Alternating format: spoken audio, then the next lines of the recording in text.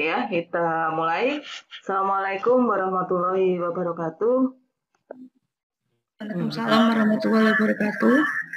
Ini kita seminar KP ya, atas nama Mbak Edni Rahayu di 131130073. Oke, terima kasih untuk Mas Danu. Terus kemudian siapa itu? Mbak atau Mas Karis? Mas Karis, Bu. Oh, Mas Karis, ya. Terima kasih sudah join. Oke, silakan untuk Mbak Erni, waktunya 20 menit untuk presentasi, terus kemudian nanti dilanjutkan sesi tanya jawab. Ya. Oke, silakan dimulai.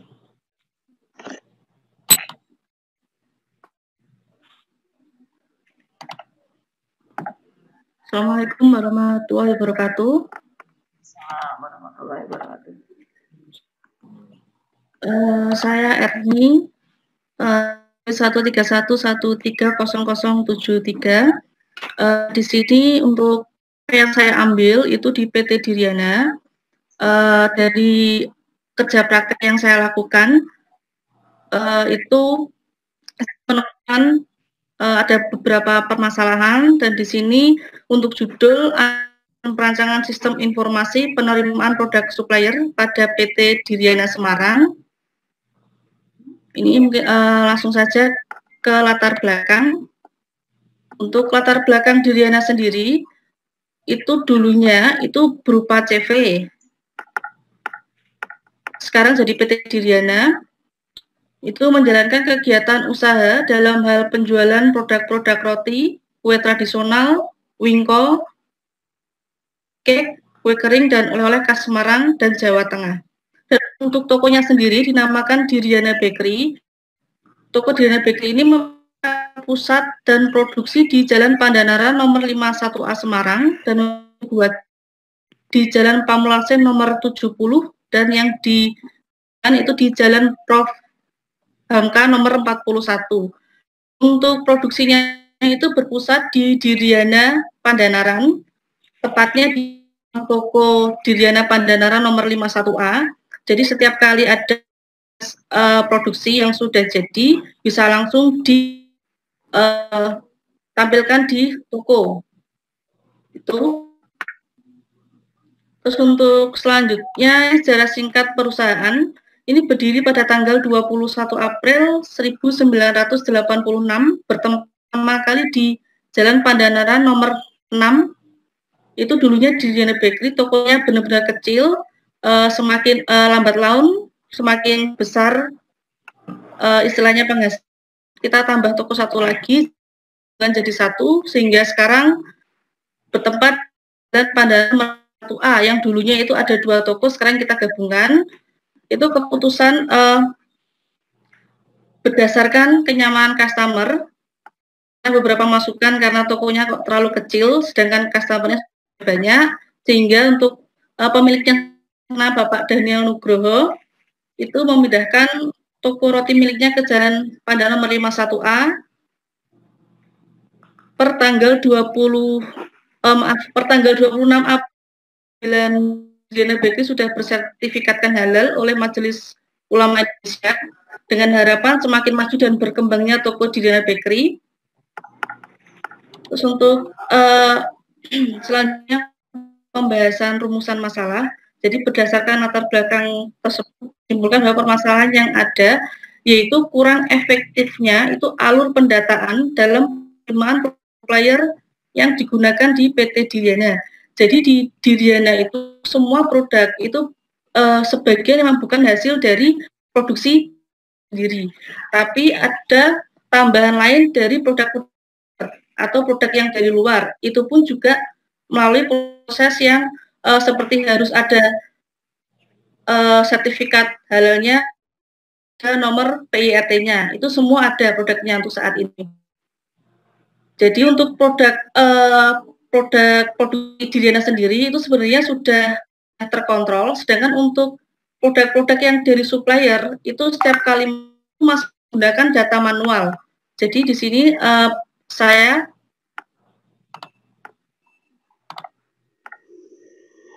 dari rumusan masalah yang ada saat ini, itu saya ambil judul penerimaan produk supplier, itu batasan-batasan masalah. Jadi aplikasi ini hanya digunakan untuk pendataan data supplier, data produk, penerimaan produk, dan pendataan.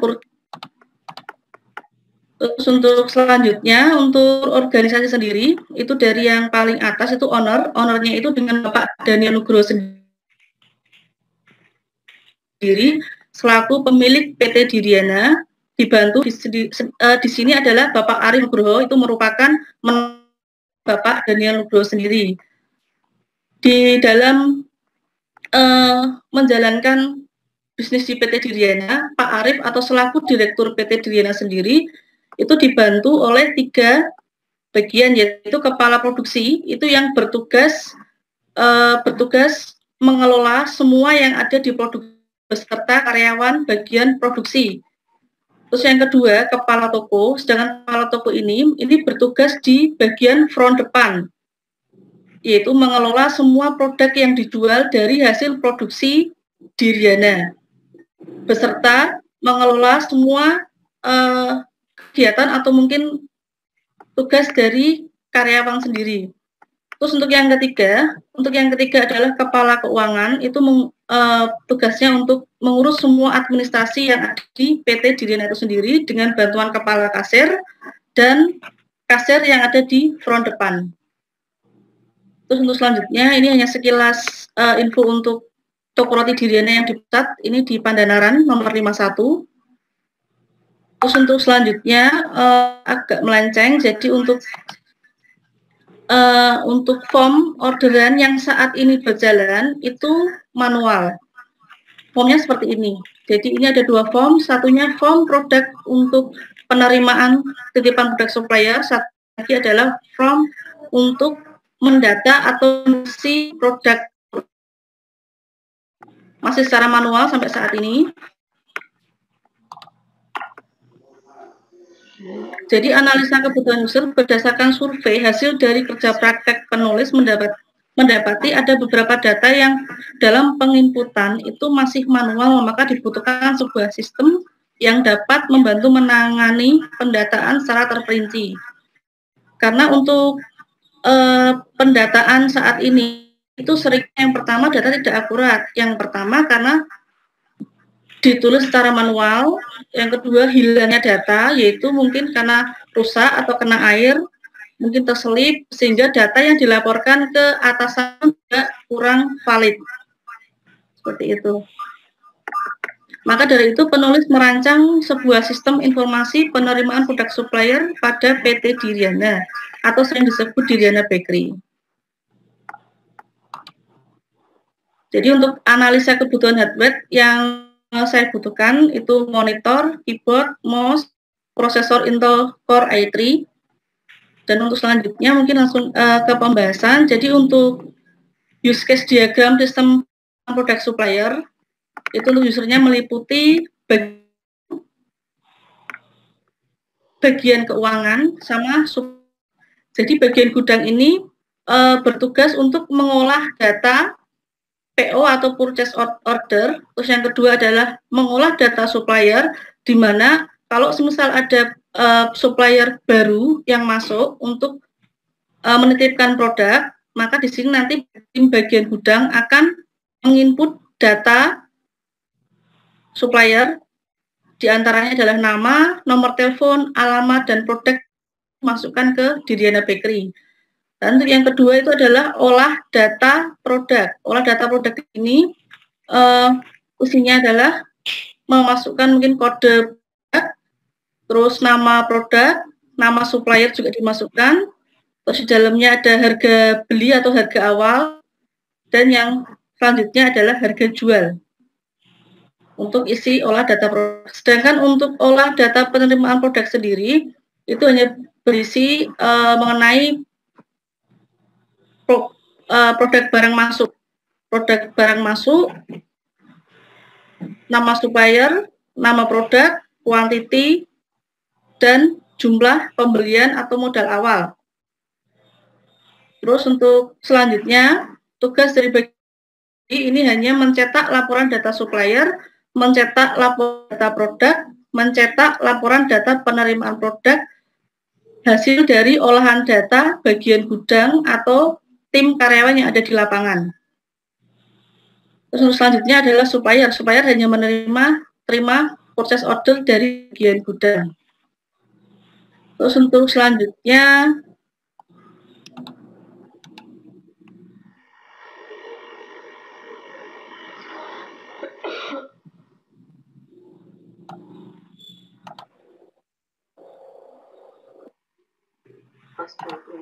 jadi untuk selanjutnya ini menjelaskan activity diagram tapi lebih ke bukan database-nya ya Bu, tapi lebih ke antarmukanya seperti di bagian gudang ada sistem, jadi nanti untuk tim gudang atau gudang masuk ke dalam sistem, maka sistem akan menampilkan form login. Jika password atau nama itu sesuai, maka akan menampilkan menu utama. Sedangkan kalau misalkan tidak valid atau mungkin data tidak valid, maka akan kembali ke lagi. Oke, setelah itu tim gudang ya. Iya Bu. Slide-nya dibesarkan biar tulisannya kelihatan. Kalau sudah masuk gambar. Oh iya baik Bu. Maaf Bu, agak buram. Di F4 di slideshow. PowerPoint-nya di slideshow. Oh iya Bu.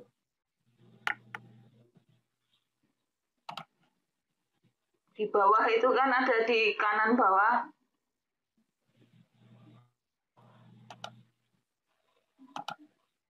Kanan bawah sebelah persenan itu loh Mbak, atau tekan F4. Nggak bisa masuk Bu. Di bawah kanan bawah itu. Kanan bawah, ini ya Bu.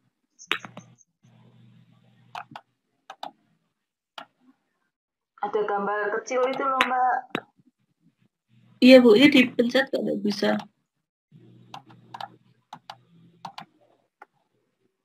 Selesainya nggak mau keluar Bu, F4 juga nggak bisa. Iya Bu. Ya udah ya wes, dilanjut aja. Maaf ya Bu, nggak kelihatan soalnya. Ya sebelahnya pesanan dari sebelahnya pesanan tuh nggak bisa tuh, geser ke kiri ke kiri ke kiri. Ke kiri lagi. No. Oh iya Bu, maaf ini Bu, udah bisa Bu, maaf. Jadi kan gitu. Ya. Iya Bu. Baik, saya lanjut untuk activity diagram product supplier PT Diryana. Itu nanti bagian gudang itu nanti akan masuk ke sistem. Jika nanti ada supplier datang, yang pertama sistem akan plan form login dan gudang itu nanti akan menginputkan username dan password. Jika diterima atau mungkin datanya valid, maka akan langsung menampilkan menu utama. Kalau semisal valid, data itu akan kembali ke input username dan password lagi. Dan selanjutnya, untuk pilihan, ini ada menampilkan menu utama. Menampilkan menu utama sendiri, itu terdiri dari menampilkan data supplier, menampilkan data produk, menampilkan data penerimaan produk, menampilkan data PO sesuai dengan user atau mungkin sesuai dengan tim gudang yang mau melakukan aktivitas, entah itu mau memasukkan produk baru, atau mungkin data supplier baru, atau mungkin ada produk baru, atau mungkin menampilkan data purchase order, atau mungkin orderan yang akan dibuat besoknya. Selanjutnya kita langsung masuk ke perancangan antarmuka halaman login. Ini perancangan antarmuka menggambarkan rancangan yang ada dalam sistem yang diusulkan. Berikut perancangan antarmuka yang diusulkan untuk sistem informasi penerimaan produk supplier. Di sini nanti ada logo, username, password. Untuk selanjutnya, jika sudah data valid sesuai dengan username dan password, user atau mungkin karyawan akan pada sistem akan menampilkan desain dashboard. Dashboard di sini berisikan tentang data master. Itu data master itu melingkupi data supplier, yaitu yang saya jelaskan dari awal. Data supplier itu yang isinya mengenai supplier yang mau memasukkan ke Diriana. Jadi untuk menu supplier,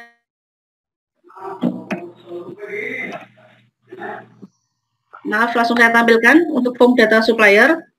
Jadi kalau misalkan kita dari pihak mungkin bagian gudang memilih menu supplier, maka seperti ini. Jika bagian gudang mau menambah, tinggal klik tambah, menambahkan, itu nanti isinya ada nama, ID supplier, alamat, sama nomor telepon. Itu jika salah satu data yang dulunya pernah tersimpan aja, terus hapus, maka data akan terhapus.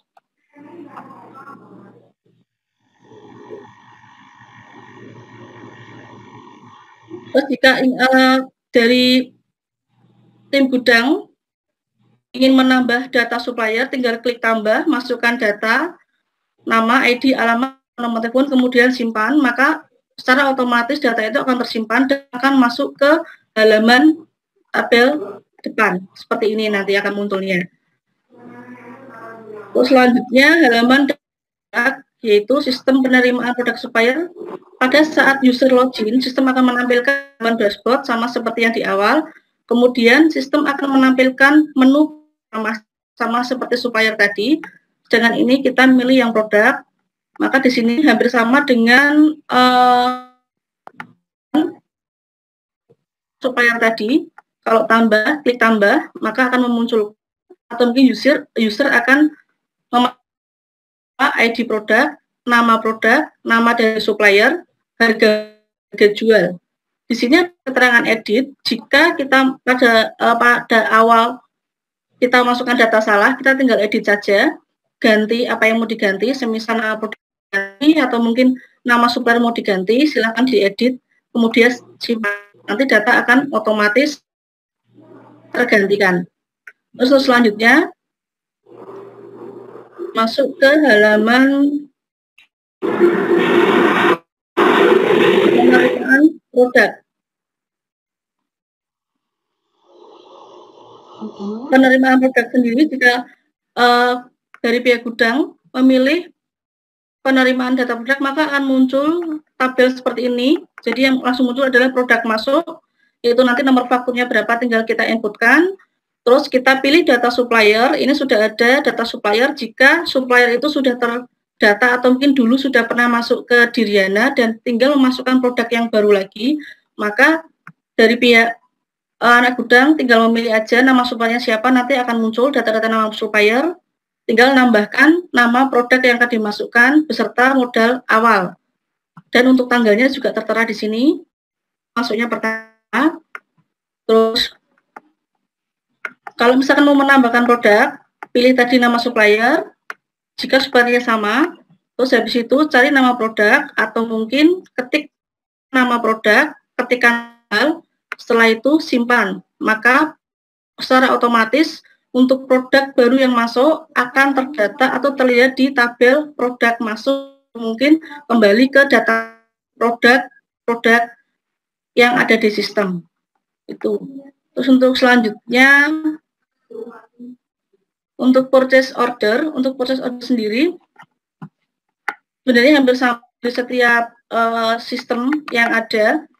Jadi misalkan ini khusus untuk semisal hari ini tanggal 20 atau mungkin tanggal 21, orderan yang digunakan ini adalah untuk orderan untuk besoknya, untuk tanggal 21. Maka dari tim gudang sendiri itu akan menuliskan nomor orderan, nama suppliernya, dan orderannya untuk tanggal berapa. Kalau untuk besok berarti tanggal 21, hari ini tanggal 20. Kemudian dari pihak gudang hanya mencari nama produknya, setelah itu memasukkan quantity atau mungkin orderan untuk besoknya, semisal kita masukkan, maka akan muncul menu di tabel seperti ini. Setelah itu simpan, maka akan muncul tabel, daftar tabel untuk produk orderan, seperti itu. Dan untuk selanjutnya, ini sudah dari kerja praktek dan yang saya share, yang saya dapat untuk saat ini. Jadi untuk yang saya dapat, untuk jadwal dengan perancangan sistem, itu yang bisa saya kerjakan ini, Bu. Jadi sekian presentasi dari saya. Sesuatunya saya ucapkan terima kasih. Oke, terima kasih untuk presentasinya. Silakan dari audiens mau bertanya. Mas Karis, Mas Danu, mau bertanya kah? Enggak. Kalau enggak saya bertanya. Coba Mbak buka, minta tolong saya dibukakan use case-nya.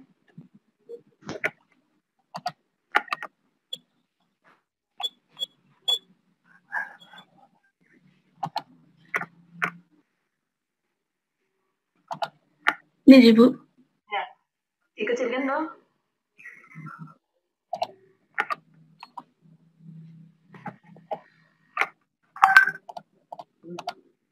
Jadi ini untuk sistem pengelolaan produk ini berarti di toko Diriana tidak memproduksi roti sendiri ya? Iya, Bu. Jadi campur ada produk-produknya juga. Sama menerima dari produk luar. Nah, di sini coba nanti setelah saya lihat laporan masih harus perbaikan sana sini ya, karena memang agak ngebut ini. Iya, Bu. Iya. Untuk bagian gudangnya dia bisa olah data PO, olah data supplier, olah data produk, olah data penerimaan produk, oke. Terus bagian keuangan bisa cetak laporan produk, oke. Nah, di sini posisinya adalah login. Ya. Login ini tidak perlu dibuat use case, ya, karena sistem itu ketika tidak ada login, ya, fungsi loginnya ini tidak dicantumkan di use case, masih bisa disebut sistem pengelolaan produk, gitu ya. Jadi untuk loginnya ini dihilangkan saja. Terus kemudian yang supplier terima PO lah, ini kan aktivitas ya, tidak berkaitan dengan sistem. Yang berkaitan dengan atau berhubungan dengan sistem adalah bagian gudang. Nah, suppliernya juga dihilangkan. Ya. Jadi sistem yang memakai ini adalah bagian gudang dan bagian keuangan saja, betul kan? Iya, benar, Bu. Nah, okay. Terus kemudian nanti menyesuaikan untuk skenario diagramnya. Ya, skenario diagramnya disesuaikan dengan use case-nya.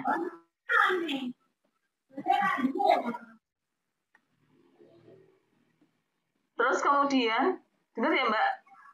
Sesuaikan ya? Iya, Bu. Benar, Bu. Coba. Iya, Bu. Nanti sesuaikan. Oh, kelas diagramnya dulu.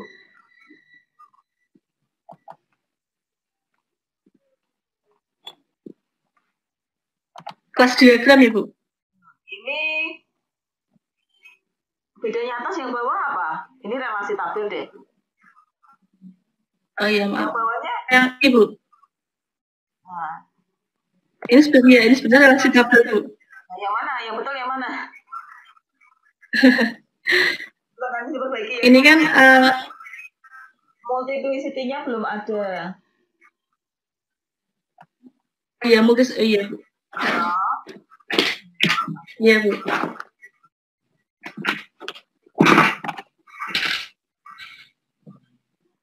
Terus kemudian coba di bawah lagi.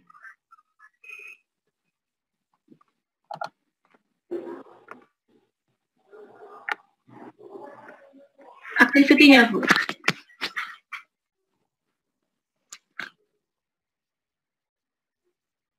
Enggak perancangannya. Ini nanti sesuaikan dengan skenario diagramnya.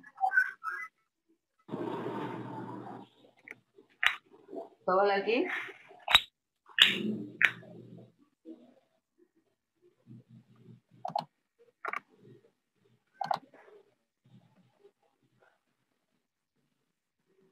Rancangan ini, Bu. Terus bawah lagi. Penerimaan produk, Mbak. Coba penerimaan. Penerimaan ini ya, Bu? Jadi, ini produk masuk.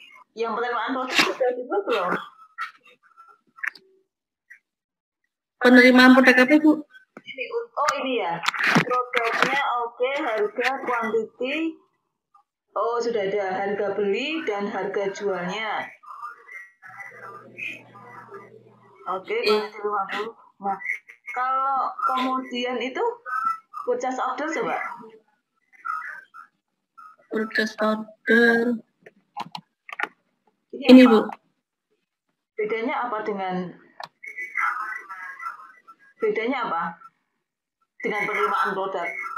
Sebenarnya hampir sama sih Bu. Cuman bedanya kalau untuk purchase order itu kalau misalkan nanti untuk dicetak itu tidak menampilkan harga jualnya. Tapi tetap menampilkan harga belinya untuk memastikan lagi ke supplier apakah harga itu bisa tidak. Kalau itu Mbak, apa namanya yang produknya sudah laku berapa gitu, tercatat di sini tidak? Kalau untuk KP yang saya ambil itu sudah tercatat sembilan aplikasi tapi ini belum saya turunkan. Ya itu nanti dimasukkan ke saran ya. Ya Ibu. Perlu perbaikan dalam perancangan ini dan hubungannya dengan laporan penjualannya. Iya, Ibu. Ya. Jadi ketika penerimaan produknya nanti berarti isinya itu laporan produk masuk sudah keluar sama produknya catur gitu ya Bu? Nggak apa-apa, biarkan aja itu.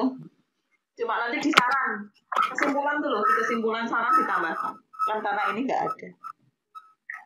Oh iya baik Bu. Itu ya.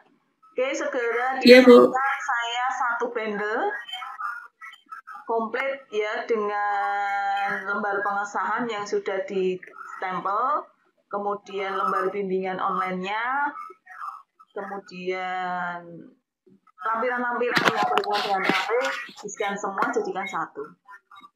Itu nanti yang saya gunakan untuk laporan mengeluarkan nilai.